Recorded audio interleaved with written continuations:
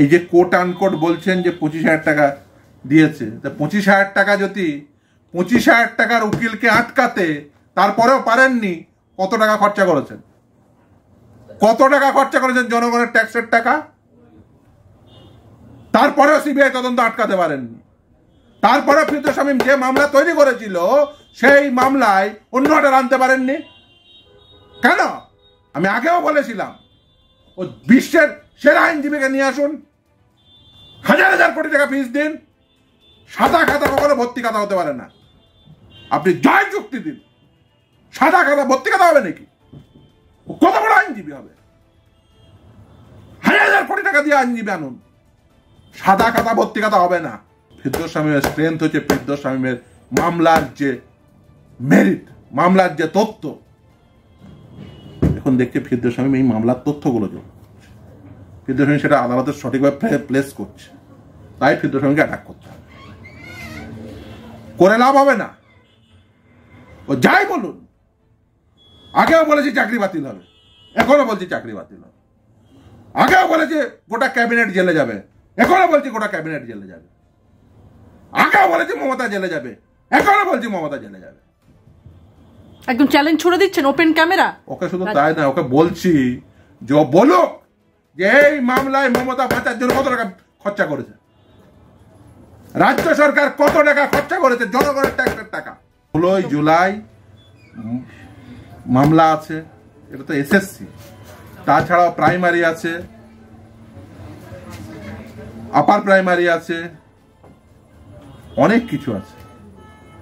এই সব কিছু মামলা হবে। আর শুধু তাই না, ও বলেছে তদন্ত, এই নিয়োগ দুর্নীতির মামলা থেকে আইনজীবীর বিরুদ্ধে তদন্ত। আমি বলছি সর্বপ্রথম ওয়েলকাম, কবে আসছো, চলে এসো। শুধু বলে দাও মমতা ব্যানার্জির সরকারের হয়ে যারা অ্যাপিয়ার করেছে তাদের পিছনে কত টাকা খরচা করেছে। তুমি আমাকে যাই করো, ও চাইলে 2-4টে ও অন্য কাজও করতে পারো, ওয়েলকাম। শুনো, আমি মনে করি ও 80 বছর বেঁচে ওই বার্ধক্যজনিত রোগে মরার থেকে সমাজের জন্য কিছু কাজ করে মরা ভালো। মমতাই দুর্নীতির মাথা। ও দেখেছে ফিরদৌস শামীমকে সরাতে পারলে আমি বেঁচে যাব, তো খুব স্বাভাবিকভাবে আমার অ্যাকাউন্টের অডিট হয়। কবে চাইবেন, দেখতে চাইবেন বলুন। কিন্তু মমতাকে বলতে হবে ও নিজে বাঁচার জন্য, জেল থেকে বাঁচার জন্য ও কত টাকা ব্যয় করেছে জনগণের করের টাকা। ওই তথ্য যেমন করে ওই 5 সদস্যের কমিটির তথ্য বের করেছি, যেমন করে ওর ক্যাবিনেট মেমোরেন্ডাম বের করেছি, ওইরকম করে বের করব ও কত টাকা ব্যয় করেছে। এর সঙ্গে এরপরে নিশ্চিতভাবে শিক্ষা দুর্নীতি যেমন হয়েছে, এই গোটা রাজ্য জুড়ে পচা আঙ্গুর বোতলে ভরে ভিটামিনের নামে, ওষুধের নামে বিক্রি হচ্ছে, তার কোনো অফিস বাইপাসে আছে কিনা এই জিনিসও এরপরেই ধরবো। ওষুধ দুর্নীতি, ওষুধ কেলেঙ্কারি, বেশি বাড়া বেড়ো না। তুমি জানো তোমার ঘরে কি কি আছে, অতএব সাধু সাবধান হয়ে যাও। এই ফিরদৌস যে কেউ হতে পারেন, মানে সাহেব আমাকে মেরো না, অনেকে এই নামে থাকতে পারেন। কে এই ফিরদৌস? আমি নির্দিষ্টভাবে কোনো ফিরদৌসকে বলছি না, বা যারা যার মতো করে ভেবে নেবেন, কিন্তু আমরা তদন্ত চাই। আমি বলছি আমি তদন্ত চাই। আমি ওই ফিরদৌস কাকে মিন করতে চেয়েছেন আমি বুঝি না। আমি বলছি ফিরদৌস শামীম চাই তদন্ত। মমতা নিজেকে বাঁচার জন্য জনগণের করের টাকা কত টাকা খরচা করেছে সুপ্রিম কোর্টে। কুণাল ঘোষ বিস্ফোরক অভিযোগ করেছেন। তিনি বলছেন নিট এবং নেট দুটোই দুর্নীতির ঘূর্ণাবর্তে পরীক্ষার্থীদের ভবিষ্যৎ অনিশ্চিত করতে চলেছে। পরীক্ষায় অনিয়ম, দুর্নীতি, টাকার খেলা, সমস্ত অভিযোগ উঠেছে। অন্যদিকে পশ্চিমবঙ্গে মমতা বন্দ্যোপাধ্যায়ের সরকার চাকরি দিতে চেষ্টা করছে। তখন কিছু লোকের ভুলে কিছু সমস্যা তৈরি হয়েছিল এর আগে। সেই সমস্যা কাটিয়ে যখন মমতা বন্দ্যোপাধ্যায়ের সরকার চাকরি দেওয়ার চেষ্টা করছে, তখন বিরোধী দলগুলির তরফ থেকে নানা রকম মামলা করে জটিলতা তৈরি করা হচ্ছিল। এখন একটি হোয়াটসঅ্যাপ গ্রুপের চ্যাট সামনে আসছে, কার্যত সেই হোয়াটসঅ্যাপ গ্রুপের চ্যাট সামনে রেখেই তিনি বলছেন মামলা করে জটিলতা তৈরি করার জন্য টাকা নেওয়া হচ্ছে। আমি কোট আনকোট বলছি, কুণাল ঘোষ বলছেন আগে আমরা এই অভিযোগ পেয়েছিলাম চাকরি প্রার্থীদের কাছ থেকে। কি বলবেন? দেখুন, প্রথমেই বলি যে মামলা করার জন্য একজন আইনজীবী টাকা নেবেন, এটা স্বাভাবিক, অস্বাভাবিক কিছু নেই। দ্বিতীয় কথা বলে, একজন আইনজীবী ধরুন সে টাকা নিলেন মামলা করার জন্য, দিয়ে গিয়ে তার কোনো সারবত্তা নেই, আদালতে গিয়ে একটু বলে দিলেন আর তার কথাই রায় দিয়ে দিল, এটা তো কখনো হতে পারে না। এটা দ্বিতীয় কথা ছিল। তৃতীয় কথা হচ্ছে যে এই যে অভিযোগ করেছেন এবং যে ভিত্তিতে এই সাংবাদিক সম্মেলন বা কিছু করেছেন, সেখানে একটা কথা লিখেছেন যে নাকি কত গেছিলাম, এত টাকা বলেছে, বেরিয়ে চলে এসেছি। তো একজন আইনজীবী ফিস বলবে, তার ক্লার্করা, এদের মধ্যে অস্বাভাবিকতা কি আছে? আসবেন তার ক্লার্করা ফিস বলবে, এর মধ্যে অস্বাভাবিকতা যদি, তারপরে ফিস শুনে যদি বেরিয়ে চলে যান, তাদের বা কি করার আছে? আইনজীবী ফিস নেবে না? আইনজীবী কি গরু চুরি করবে, বালি চুরি করবে, চাকরি চুরি করবে? কি করবে আইনজীবী? এবার আসি একজন আইনজীবীর আয় সম্পর্কে। একজন আইনজীবী কত টাকা আয় করতে পারেন, আপনাকে একটা নিউজ আইটেম দেখায়, তাহলে বুঝতে পারবেন যে একজন আইনজীবী যিনি এই দুর্নীতি মামলায় অ্যাপিয়ার করেছেন একটা পক্ষের হয়ে, তার স্ত্রী 160 কোটি টাকা দিয়ে দিল্লিতে বাংলো কিনেছে। বিস্ফোরক অভিযোগ করছেন। অভিযোগ কেন হতে হবে? অভিযোগ, এটা আমি একদমই অভিযোগ করছি না, বিস্ফোরক দাবি বলা চলে। বিস্ফোরক কেন হতে যাবে? একজন আইনজীবী আয় করবেন, এর মধ্যে বিস্ফোরক কিচ্ছু নেই। তিনি সেই স্তরের আইনজীবী, তার ফিস স্ট্রাকচার সেটা। আপনি এটা একদম অবাক হবেন না। সুপ্রিম কোর্টে এমন অনেক আইনজীবী আছেন যারা দিনে 1 কোটি টাকা করে আয় করে। কলকাতা হাইকোর্টে অনেক আইনজীবী আছেন যে দিনে 10-12 লাখ টাকাও পর্যন্ত আয় করে ফেলেন। ফলে এর মধ্যে কোনো অস্বাভাবিকতা কিছু নেই। যে কথা তথ্য বলেছে, এই তথ্য দিয়েছে, তার দলের একজন আইনজীবী সাংসদের আমি এবিডিবি এবারের নির্বাচনে সে কত টাকায় দেখিয়েছে। তিনিও এই নিয়োগ দুর্নীতির মামলায় অ্যাপিয়ার করেছেন। 4,32,00,000 টাকা তিনি আয় দেখিয়েছেন। আর একজন ওই দলেরই সাংসদ, অধ্যাপক সাংসদ, তিনি আয় দেখিয়েছেন তার 1 বছরের আয় 34 লক্ষ টাকা। অর্থাৎ তিনি অধ্যাপক, দীর্ঘদিনের সাংসদ, নেতা, তার আয়ের 10 গুণের থেকে বেশি আয় একজন আইনজীবী সাংসদের। কেন? আমি মনে করি সেই আইনজীবী সাংসদ যদি সর্বক্ষণ যদি মানে রাজনীতিতে না দিয়ে সর্বক্ষণ যদি এই আইন পেশা দিতেন, তার আয় এর থেকে অনেক অনেক বেশি হতে পারত। তার কারণ তিনি অত্যন্ত দক্ষ আইনজীবী। কল্যাণ বন্দ্যোপাধ্যায়ের প্রসঙ্গ তুলে আনছেন। আমি সকলের কথাই বলি। এবার বলি যে এটা করা হচ্ছে কেন করা হচ্ছে, তার কারণ অত্যন্ত পরিষ্কার। যখন এই মামলাগুলো করতে শুরু করি, তখন যেহেতু আমি একটু ওই ডকুমেন্টগুলো নিয়ে পরপর মামলা সাজিয়ে মামলা করার ফলে একটার পর একটা নির্দেশ এসছে, ফলে ওদের গোসা হয়েছে। এই যেমন ধরুন একটা উদাহরণ দিই, আপনি যদি মনে করেন এই সিরিজে এই যে সিবিআই তদন্ত হলো, তার আগে এই কলকাতা হাইকোর্ট প্রথম আপার প্রাইমারির গোটা মেরিট লিস্ট বাতিল করে দিয়েছে। সেই মেরিট লিস্টে আমি তথ্য দিয়ে দেখিয়েছিলাম সেই মামলায় যে ফর্ম ফিল আপের যে লাস্ট ডেট, সেই ডেটের 2 বছর পরে ফর্ম ফিল আপ করে তাকে মেরিট লিস্টেড করানো হয়েছে। সেই তথ্য আদালত দেখেছিল এবং আদালত গোটা মেরিট লিস্ট, তারপরে আরো অনেক অ্যানোমালিস ছিল, এবং এই তথ্য যার তথ্য ছিল সে এক সাংবাদিককে খবর করার জন্য হুমকি দিয়েছিল। সে সাংবাদিক এখনো পর্যন্ত হাইকোর্ট বিট করে। আপনি চাইলে সেই সাংবাদিককে জিজ্ঞাসা করে নিতে পারেন। এবার বলি যে তারপরে এলো প্রাইমারি, আপার প্রাইমারি যেমন আগে হয়েছে, তারপরে নবম, দশম, একাদশ, দ্বাদশ, গ্রুপ সি, গ্রুপ ডি, এবং প্রতিটি ক্ষেত্রেই একটার পর একটা সিবিআই তদন্তের নির্দেশ হয় বিভিন্ন নথির উপর ভিত্তি করে, এবং ওরা দেখছে যে এই মামলাগুলো খুব সুন্দর করে ডকুমেন্ট দিয়ে তৈরি করা, যেগুলো মূলত আমার জুনিয়ররা ফাইল করে। ফলে যেহেতু এই লোকটি বা এই মানুষটি বা এই ছেলেটি এই মামলাগুলো তৈরি করছে সুন্দর করে, ফলে তাকে অ্যাটাক করে। একে যদি কোনোভাবে এই মামলা থেকে দূরে রাখা যায়, তাহলে ওদের যে দেওয়া নেওয়ার সংসার চলছিল, সেই দেওয়া নেওয়ার সংসার ওদের দারুণ চলবে। এই দেওয়া নেওয়ার সংসারে এই ছেলেটি এসেই পুরো ভণ্ডুল করে দিয়েছে গেম। ফলে তাকে অ্যাটাক করতে হবে, এবং সেই জন্য ভাষা ভাষা তথ্য এই মার্কেটে ছাড়া হয়েছে। একজন আইনজীবী মামলা করার জন্য ফিজ নেবে, তাতে অসুবিধা কি আছে?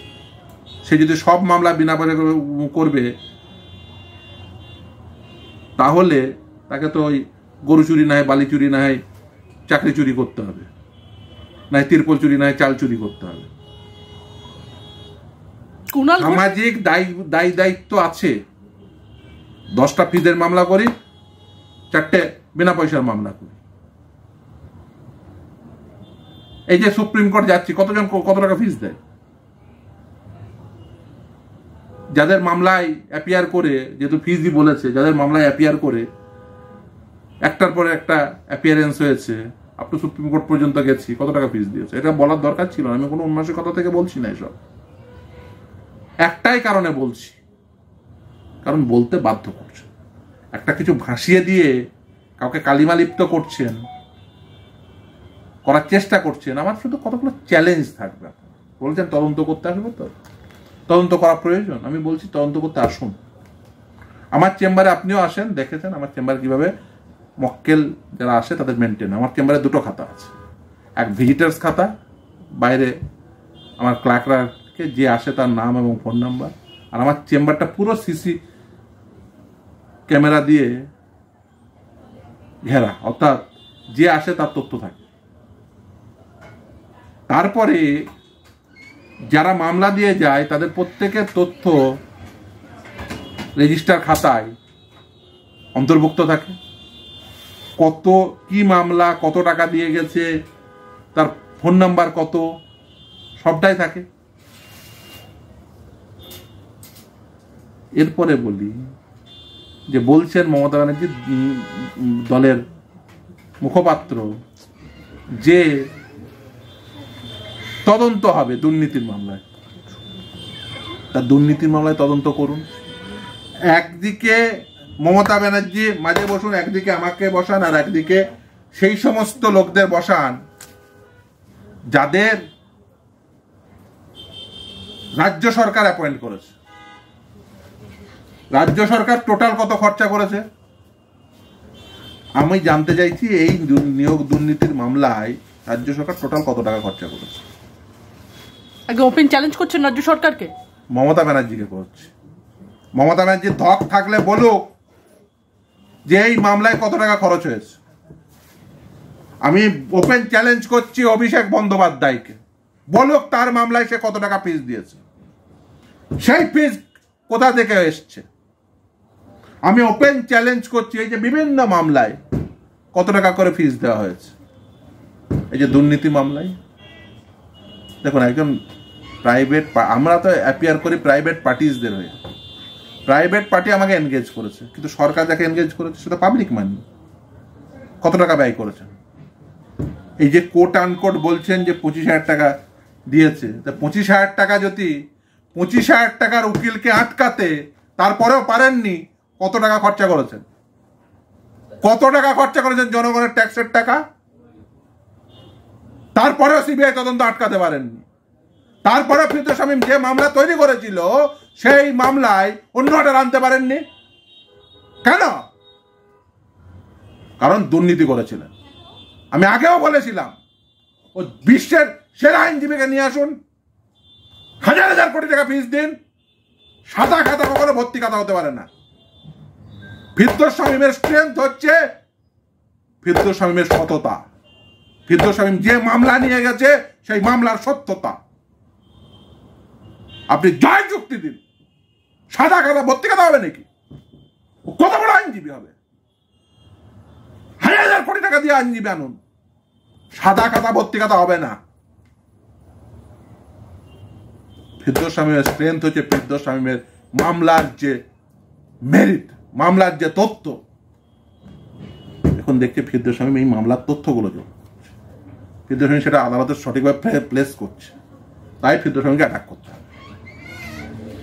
করে লাভ হবে না। ও যাই বলুন, আগেও বলেছি চাকরি বাতিল হবে, এখনো বলছি চাকরি বাতিল হবে। আগেও বলেছি গোটা ক্যাবিনেট জেলে যাবে, এখনো বলছি গোটা ক্যাবিনেট জেলে যাবে। আগেও বলেছি মমতা জেলে যাবে, এখনো বলছি মমতা জেলে যাবে।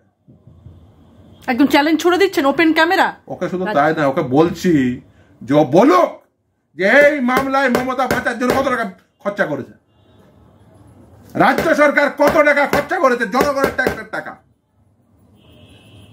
আগামী 19শে জুলাই, এর আগে আমরা দেখেছিলাম চিফ জাস্টিস DY চন্দ্রচূড় আগামী 19শে জুলাই অবধি এই SSC নিয়োগ দুর্নীতি মামলা একটা স্টে অর্ডার দিয়েছিলেন। তাহলে বলছেন আগামী 19শে জুলাই সরকারের পক্ষে রায় যাচ্ছে না? 16ই জুলাই মামলা আছে, এটা তো SSC, তাছাড়াও প্রাইমারি আছে,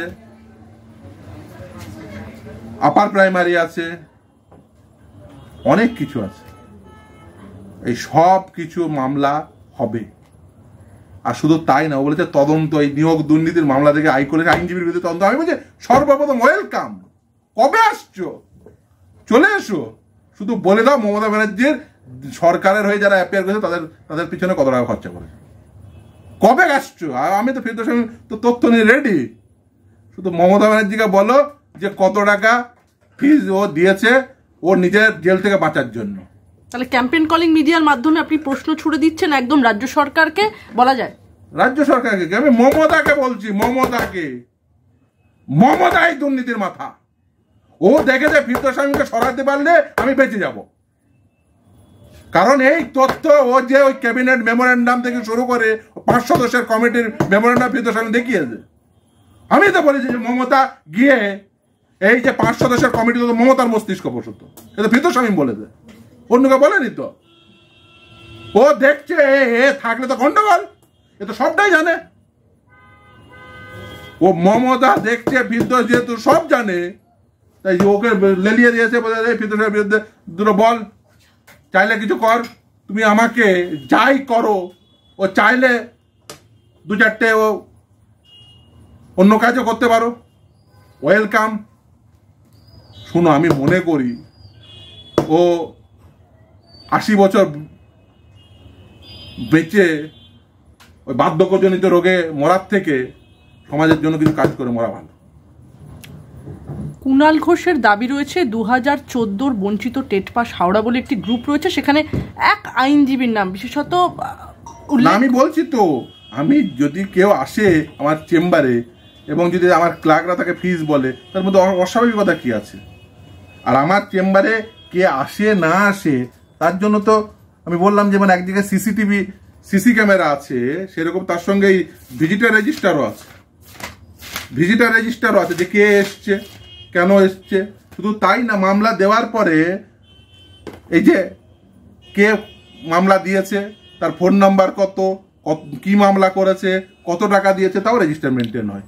শুধু তাই না, এবং এই যে বছর শেষে, শুধু বছর শেষে না, আমি টাইম টু টাইম আমার চার্টার্ড অ্যাকাউন্টকে সেই সমস্ত তথ্য দিয়ে দিই, সে তার ব্যালেন্স শিট তৈরি করেন, অডিট হয় আমার অ্যাকাউন্টের, সমস্ত অ্যাকাউন্টের।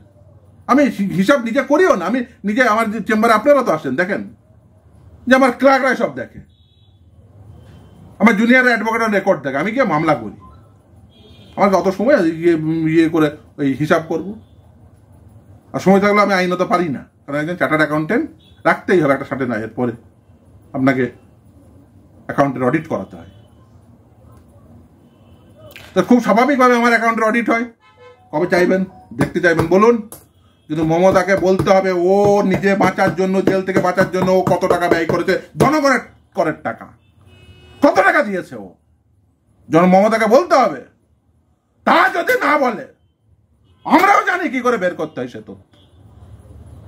ওই তথ্য যেমন করে ওই 5 সদস্যের কমিটির তথ্য বের করেছি, যেমন করে ওর ক্যাবিনেট মেমোরেন্ডাম বের করেছি, ওইরকম করে বের করব ও কত টাকা ব্যয় করেছে। আর তার সঙ্গে যে ওই সাংবাদিক সম্মেলন করে তাকে বলে দিই, এর সঙ্গে এরপরে নিশ্চিতভাবে শিক্ষা দুর্নীতি যেমন হয়েছে, এই গোটা রাজ্য জুড়ে পচা আঙ্গুর বোতলে ভরে ভিটামিনের নামে, ওষুধের নামে বিক্রি হচ্ছে, তার কোনো অফিস বাইপাসে আছে কিনা, এই জিনিসও এরপরেই ধরবো। ওষুধ দুর্নীতি, ওষুধ কেলেঙ্কারি এরপরেই ধরবো। আশেপাশে ঘুরে বেড়ায় কাউন্সিলর, তার মাধ্যম দিয়ে কি হয় সবটাই ধরবো। হিসাব করো, চিন্তা করো না। বেশি বাড়া বেড়ো না। তুমি জানো তোমার ঘরে কি কি আছে, অতএব সাধু সাবধান হয়ে যাও। কুণাল ঘোষ দাবি করছেন যে এখানে ফিরদৌস বলে একজনের নাম রয়েছে, তিনি ভয়ের নাম বলতে পারেনি, ও তো জানে ফিরদৌস শামীম বললে কি কি খাবে, ও ভয়ের নাম বলতে পারেনি, ডাইরেক্ট বলছি ভয়ের নাম বলতে পারেনি। আমি তো বলছি, আমি বলছি ও কাকে মেন করতে যায় ও বুঝে নেবে। ও আবার ভাষা ভাষা বলে যে কি বলেছে এখানে আবার কোট করেছে ওই দিন কিওর। এই ফিরদৌস যে কেউ হতে পারেন, মানে সাহেব আমাকে মেরো না, অনেকে এই নামে থাকতে পারেন। কে এই ফিরদৌস? আমি নির্দিষ্টভাবে কোনো ফিরদৌসকে বলছি না, বা যারা যারা যার মতো করে ভেবে নেবেন, কিন্তু আমরা তদন্ত চাই। আমি বলছি আমি তদন্ত চাই। আমি ওই ফিরদৌস কাকে মিন করতে চেয়েছেন আমি বুঝি না। আমি বলছি ফিরদৌস আমি চাই তদন্ত। মমতা নিজেকে বাঁচার জন্য জনগণের করের টাকা কত টাকা খরচা করেছে সুপ্রিম কোর্টে, আমি তদন্ত চাই। এই টাকার ভাগ কে কতটা পেয়েছে সেগুলো তারই তো তদন্ত হচ্ছে। মমতা চলে যাওয়ার পরে যে সরকার আসবে, সব খাতাপত্র ভালো করে রেখে দিও, সব হিসাব দেখবো। আর শুধু তাই না, ও সরকারে থাকাকালীনও তো বুঝেছে যে আমার কাছে এটা ওটা সেটা আসে, সেই জন্যই তো ফিরদৌস শামীমের নাম বলতে হয়েছে। যা তথ্য এসছে মমতা জানে খুব ভালো করে যে ও কি করে সরকার চালিয়েছে। ও যা দুর্নীতি করেছে, পর্বত প্রমাণ দুর্নীতি। আর এই দুর্নীতির পিছনে সব থেকে বড় যে হাতটি আছে সেটা হচ্ছে মমতা বন্দ্যোপাধ্যায়ের হাত। ফিরদৌসদা, আমরা দেখলাম যে কেন্দ্রীয় মন্ত্রিসভা গঠন হওয়ার রীতিমতো 10 দিনের মধ্যে একদম কার্যত নিট এবং নেট এই বাতিল নিয়ে একদম জর্জরিত কেন্দ্রীয় সরকার। সেখানে প্রশ্ন উঠছে, নিট কেলেঙ্কারিতে শিক্ষামন্ত্রীকে জেরা করা হবে না কেন? প্রশ্ন তুলেছে তৃণমূল কংগ্রেস। এবং তাদের আরও প্রশ্ন, বাংলায় যখন দুর্নীতি হলো, কেন্দ্রীয় তদন্ত হলো, শিক্ষামন্ত্রী জেলে গেল, সেই শিক্ষামন্ত্রীকে বহিষ্কার করে দেওয়া হলো দল থেকে, তাহলে কেন কেন্দ্রীয় শিক্ষামন্ত্রীর খাটের তলায় কি আছে দেখা হবে না? কেন কাস্টাডিতে নিয়ে জেরা করা হবে না? কি বলবেন? দেখুন, কেন্দ্রের যে নেটের ক্ষেত্রে কেন্দ্রীয়ভাবে অলরেডি সেটা বাতিল করে সিবিআই তদন্তের নির্দেশ হয়েছে। নিটের ক্ষেত্রে মামলা সুপ্রিম কোর্টে পেন্ডিং। এই রাজ্যে আমরা কি দেখেছি? এই রাজ্যে দেখেছি উল্টে নিয়োগ দুর্নীতির মামলায় যখন সিবিআই তদন্তের নির্দেশ হয়েছে, সেই তদন্তের নির্দেশ আটকাতে তারা সুপ্রিম কোর্ট পর্যন্ত গেছে জনগণের করের টাকায়। মমতা বন্দ্যোপাধ্যায় যখন বুঝতে পারছেন যে সেও গ্রেপ্তার হতে চলেছেন, তখন তা আটকাতে সুপ্রিম কোর্ট পর্যন্ত গেছে। এর জবাব তো মমতা বন্দ্যোপাধ্যায়কেই দিতে হবে যে ও কত টাকা খরচা করেছে, ও কেন তদন্ত থেকে বাঁচতে চাইছে। ফিরদৌস শামীম বলতে পারছে তদন্ত হোক, মমতা কেন বলতে পারছে না? মমতাকে বলতে হবে, ওকে বলতে হবে জনগণের করের টাকা। ফিরদৌস শামীম তো প্রাইভেট পার্টিতে মামলা করে, অর্থাৎ ফিরদৌস শামীমের কাছে যে আসে তার হয়ে মামলা করে, আর ফিরদৌস শামীম যা বলে আদালত তাকে গ্রহণ করে নেয়। তো সর্বপ্রথম ফিরদৌস শামীম এসে পায়ে পড়া উচিত। অবশ্য তার চেষ্টা করেছিল, আমি সকলের পায়ে পড়া নিই না। ব্রাত্য বসু বলছেন নিট নিয়ে কেন্দ্রীয় সরকারের ব্যর্থতাই প্রকাশ পেয়েছে, হাজার হাজার ছাত্রছাত্রীর ভবিষ্যৎ নিয়ে চিনিমিনি খেলা হচ্ছে। তিনি, আমি কোটানকোট বলছি, ব্রাত্য বসু বলছেন আমাদের রাজ্যে শিক্ষা দুর্নীতি নিয়ে অনেক তদন্ত হলো, অনেক গ্রেফতারিও তো হলো, কিন্তু কেন্দ্রীয় সরকারের নিট, যা ভারতের সব থেকে সম্মানজনক পরীক্ষা, তার জন্য ভালো করে তদন্ত হবে না? নিটে ইডি সিবিআই কে দেখতে পাবো না আমরা? সিবিআই তদন্তের নির্দেশ অলরেডি নেটে হয়ে গেছে, বাকি মামলা সুপ্রিম কোর্টে চলছে। সুপ্রিম কোর্টে নিশ্চিতভাবে যে নির্দেশ দেবেন সেই নির্দেশ নিশ্চিতভাবে তাদের মানতেই হবে। এবং আমি মনে করি এই ধরনের ক্ষেত্রে অবশ্যই তদন্ত হওয়া উচিত এবং সিবিআই তদন্ত হওয়া উচিত, এবং আমি মনে করি কোর্ট মনিটর তদন্ত হওয়া উচিত। না হলে শুধুমাত্র সিবিআই তদন্ত হলে অনেক সময় রাজনৈতিক প্রভাব বিস্তার করার চেষ্টা হয়। আমি মনে করি কোর্ট মনিটর তদন্ত হওয়া উচিত। আর নিট কেলেঙ্কারি থেকে তৃণমূল তাহলে কিছুটা অক্সিজেন পেয়ে গেল? ওদের কোনো সুযোগ নেই, ও জেলের ভাত খেতে হবে, বাইরের অক্সিজেন খুব বেশি দিন ওদের ভাগ্যে নেই। আমার শেষ প্রশ্ন আপনাকে ফিরদৌসদা, বিচারপতি অমৃতা সিনহা রাজ্যের কাছে জানতে চেয়েছেন যে অভিষেক বন্দ্যোপাধ্যায় যে 144 ধারা অমান্য করায় কি কি পদক্ষেপ গ্রহণ করছে রাজ্য পুলিশ, তবে এর কোনো সদুত্তর দিতে পারেনি রাজ্য সরকারের এজি, কি বলবেন? দিতে পারবে না, সেটাই স্বাভাবিক। কার ঘাড়ে কটা মাথা আছে যে তার বিরুদ্ধে ব্যবস্থা নেবে? যে তৃণমূলের সাধারণ কর্মীকে দেখে যে পুলিশ টেবিলের তলায় লোকে, সেই পুলিশ অভিষেক বন্দ্যোপাধ্যায়ের বিরুদ্ধে ব্যবস্থা নেবে, এটা কেউ মনে করেন? মনে করার কোনো কারণ নেই।